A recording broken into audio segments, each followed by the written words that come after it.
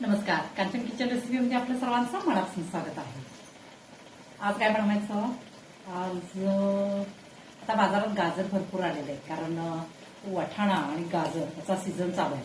त्यामुळे आता त्याच्या रेसिपी आपण बनवतोय. मग आता या ठिकाणी मी सकाळी बाजारात गेले होते आणि गाजर बघितल्यानंतर मग मला रेसिपीची आठवण झाली. मला फार आवडती ही रेसिपी.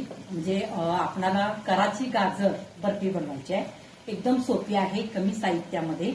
तर आता मुलं गाजर खात नाही, मग असं बर्फी वगैरे करून दिले की खातात. म्हणजे अशा पद्धतीनं तुम्ही त्यांना बनवून द्या. आता मी या ठिकाणी का गाजर असे बारीक चिरलेले आहेत. आता हे आपल्याला काय करायचं आहे, मिक्सरमध्ये बारीक करून घ्यायचं आहे. हे आता गाजर मी मिक्सरमध्ये घातले आणि थोडंसं पाणी घालायचं, थोडंसं पाणी, आणि आता हे बारीक वाटून घ्यायचं. हे पहा, आणखीन मला पाणी लागते, आणखीन थोडं पाणी घाला, कारण आपल्याला पेस्ट करायचं आहे. त्यामुळे पाणी किती लागेल तेवढं घालू शकता तुम्ही, फक्त जास्त पातळ करू नका. हे पहा, या ठिकाणी अशा पद्धतीने एकदम बारीक झालेलं आहे. आता याच्यामध्ये काय करायचं, 1-2-3 चमचे कॉर्नफ्लॉवर घालायचं. कॉर्नफ्लॉवर नसेल तर मैदा घातला तरी चालतं, किंवा गव्हाचं पीठ घातलं तरी चालतं. फक्त थोडंसं तूप घालून ते भाजून घ्या पीठ बाजूला, म्हणजे त्याचा असा कच्चा वास येणार नाही. आता या ठिकाणी माझ्याकडे कॉर्नफ्लॉवर आहे, ते मी 1-3 चमचे घातले.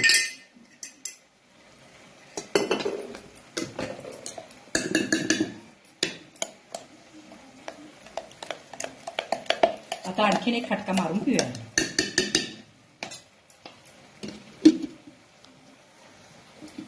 हे आता बारीक करून घेतलेलं आहे मी. आता एका बाउलमध्ये काढून घेऊया. कॉर्नफ्लॉवर नसेल तर मैदा किंवा गव्हाचं पीठ 1-2 चमचे, 2-3 चमचे घातलं तरी चालतं. फक्त थोडंसं काय करा, एका कढईमध्ये थोडंसं भाजून घ्या ते, म्हणजे तूप घालून थोडंसं, म्हणजे त्याचा कच्चा वास येणार नाही. आता या ठिकाणी काढून घेतलेलं आहे. आता पुढचं आपण साखरेचा पाक करून त्याच्यामध्ये घालायचं. हे पाक कढई ठेवलेले आहे आणि आता गॅस चालू करते मी.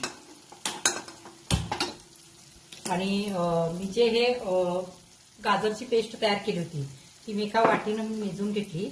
बरोबर या वाटीनं 2.5 वाटी झालेलं आहे. मग आता या वाटीनं 2.5 वाटी झालेलं आहे म्हटल्यानंतर या वाटीने 1 वाटी साखर घालायची. तुम्हाला साखर तुमच्या आवडीप्रमाणे तुम्ही कमी जास्त करू शकता. गोड हवा असेल तर. नाही, 1 वाटीमध्ये भरपूर गोड होतं, पण तरी सुद्धा तुम्हाला कमी पाहिजे असेल तर कमी सुद्धा ठेवू शकता, पण वाढवू नका जास्त, नाही तर जास्तच गोड होते. आता ही 1 वाटी साखर याच्यामध्ये घातलेली आहे आणि अर्धी वाटी, याच वाटीनं अर्धी वाटी पाणी घालायचं. मिडियम गॅस ठेवा आणि आता हे चांगलं हलवत राहायचं. आणि आपल्याला जास्त असं घट्ट पाक करायचं नाही, एकतारी पाक करायचा आहे. हे साखर पूर्ण विरघळलेली आहे आणि थोडंसं आपला एकतारी पाक तयार झालेला आहे. एकतारी पाक तयार झालेला आहे. आता गॅस एकदम बारीक करायचा. त्याच्यामध्ये काय करायचं, फूड कलर घालायचा. तुम्हाला आवडत असेल तर तुम्ही घाला, नाही घातला तरी सुद्धा चालतं. आणि वेलची पावडर 1 अर्धा चमचा घालायचं. आणि हे जे आपण मिश्रण तयार केले ना गाजरचं, ते याच्यामध्ये हलवत राहायचं. एकसारखं हलवायचं, कारण याच्यामध्ये कॉर्नफ्लॉवर आहे, त्यामुळं गुठळ्या होण्याची शक्यता असते.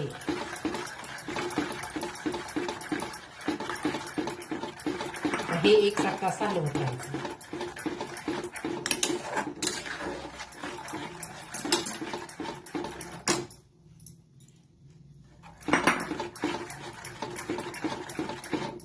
चांगलं हे आता त्याचा गोळा तयार होईपर्यंत आपल्याला हलवायचं.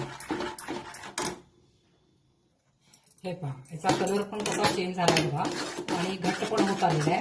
आता गॅस थोडा मोठा करायचा आणि त्याच्यामध्ये 1-2 चमचे तूप घालायचं, म्हणजे बर्फीला शायनिंग चांगलं,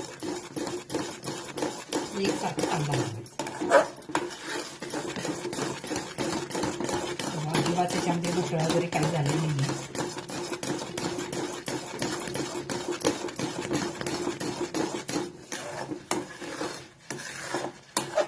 आता याच्यामध्ये तुम्हाला साखर जर कमी वाटत असेल तर तुम्ही आत्ताच घालू शकता, पुन्हा घालता येत नाही.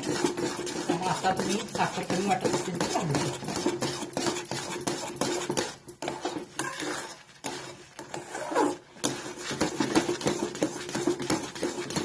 त्याचा चांगला आपल्याला गोळा तयार करायचा.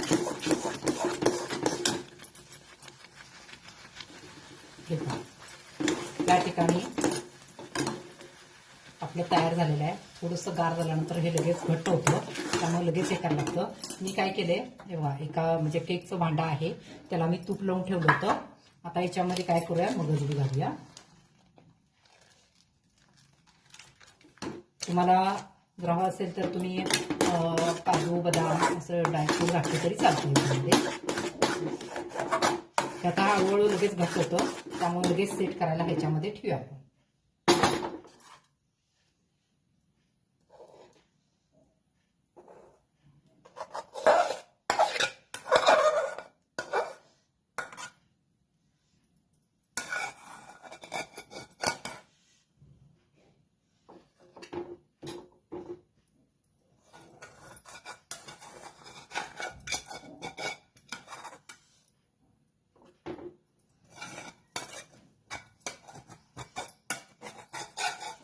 दहा ते 15 मिनिटं लागतात हलवायला, कारण गाजरमध्ये पाणी असतं त्यामुळे ते गाजराचं पाणी. आता समजा काही जण काय म्हणतात 1 तारी पाक वगैरे म्हणजे असं कळत नाही काही जणांना, पण काही टेन्शन घेऊ नका. जर समजा तुम्हाला पाक कळत नसेल तर थोडंसं एक 2-3 मिनिटं पाणी घातल्यानंतर हलवलं की मग काय करायचं, लगेच त्याच्यामध्ये हे मिश्रण घालायचं आणि एकसारखं चांगलं 10 ते 15 मिनिटं चांगलं हलवायचं.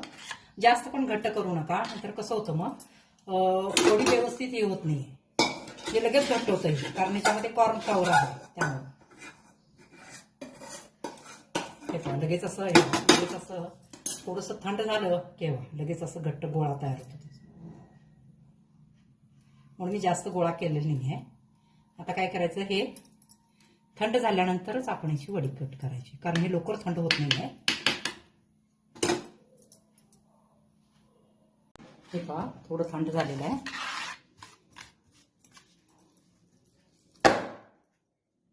वाव.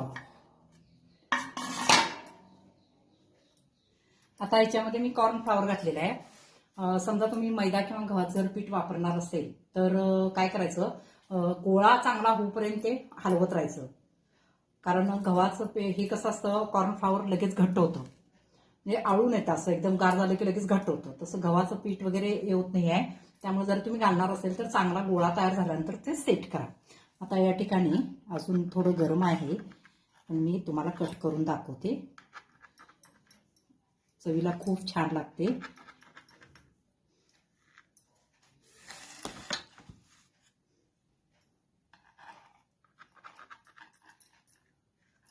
त्याला गाजर कराची बर्फी असं सुद्धा म्हणतात. एकदम सॉफ्ट होते, खायला एकदम छान. हे पहा अजून गरम आहे ही, एकदम असं थंड झाल्यानंतर एकदम असं हे होते, गरम आहे. अशा पद्धतीने आता हे आपण हे कट केले म्हटल्यानंतर लवकर थंड होतं. जवळजवळ याला 10 मिनिटं झाले मी ठेवलेलं आहे, पण अजून थंड झालेलं नाही. म्हणजे याला जवळजवळ 15 ते 20 मिनिटं सुद्धा लागू शकतात. तुम्ही पूर्ण थंड झाल्यानंतरच हे कट करा, म्हणजे कसं होतं व्यवस्थित त्याचं हे होतं. आता कसं मला दही वड्याची ऑर्डर आहे, त्यामुळे मी थोडं गडबडीतच हे केलेलं आहे. आता हे असं कट करून ठेवलंय ना, एकदम थंड होतं.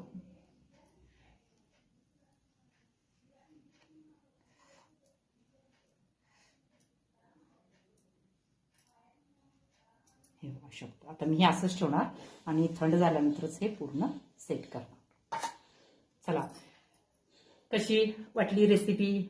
लाईक करा, सबस्क्राईब करा, शेअर करा. धन्यवाद.